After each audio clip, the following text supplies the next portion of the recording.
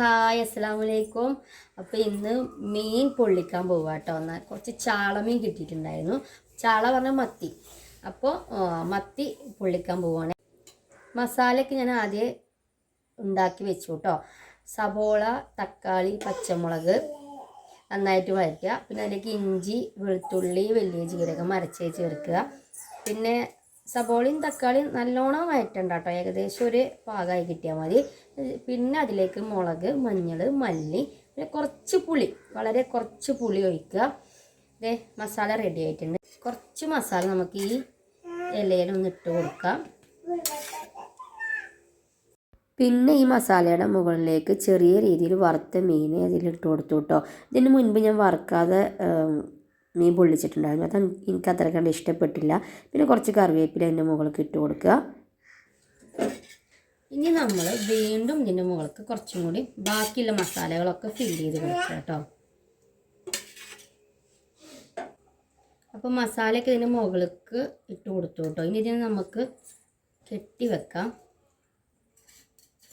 ഇനി ഇത് ചട്ടിയുടെ മുകളിൽ വെച്ച് കൊടുക്കുക കേട്ടോ. ചട്ടി അത്യാവശ്യം ചൂടായിട്ടുണ്ട്. അപ്പോൾ അതിൻ്റെ മുകളിൽ വെച്ച് കൊടുക്കുക.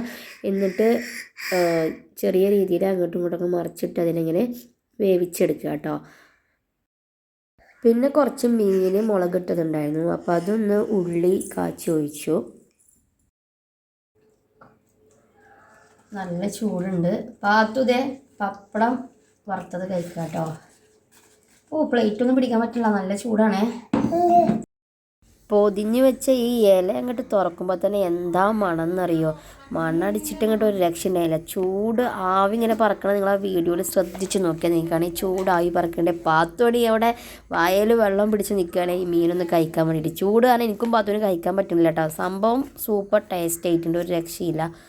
ഞാൻ ഉണ്ടാക്കിക്കൊണ്ട് പറയാം, സൂപ്പറായിട്ടുണ്ട്. ഇത് സാധാ നമ്മുടെ ചാള മത്തി മീൻ കൊണ്ടാട്ടോ ഞാൻ പൊള്ളിച്ചത്. കുറച്ചും കൂടി നല്ല സൂപ്പർ മീനുകൾ, കിടും മീനുകൾ കിട്ടുകയുണ്ടല്ലോ. സംഭവം കലക്കിയാണ്, നല്ല സൂപ്പർ ടേസ്റ്റ് ഉണ്ടാക്കാൻ പറ്റിയേനെ. അപ്പോൾ ഇനി പാത്തു ടേസ്റ്റ് നോക്കാൻ വേണ്ടി റെഡിയായി നിൽക്കുകയാണ് കേട്ടോ. എൻ്റെ എല്ലാ ഒപ്പം തന്നെ വീണേ പാത്തു. എൻ്റെ എല്ലാ നല്ലവരായ ഫ്രണ്ട്സുകൾക്കും വേണ്ടി ഞാൻ കഴിച്ചു പോകുന്നേ.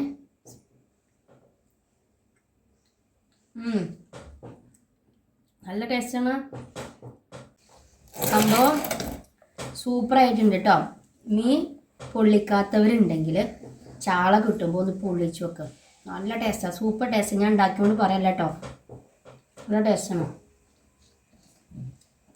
കറണ്ട് വന്നു. അപ്പോൾ ഇന്ന് ഞങ്ങൾക്ക് ഉച്ചക്കുള്ളത് മീൻ വറ്റിച്ചതും പപ്പടം ചെറുതായി കരിഞ്ഞു പോയി, പപ്പടം മീൻ വറുത്തും, പിന്നെ ഈ മീൻ പൊള്ളിച്ചതും. ശരിക്കും ഇത് മതി കേട്ടോ. ചോറുന്ന നല്ല ടേസ്റ്റാണ്. ഞാൻ പിന്നെയും പറയണേ, ടേസ്റ്റ് ഉണ്ടാക്കി നോക്കിക്കോളൂ. എല്ലാവരും ഒന്ന് ട്രൈ ചെയ്യണേ. ട്രൈ ചെയ്തിട്ട് അഭിപ്രായം പറയണേ.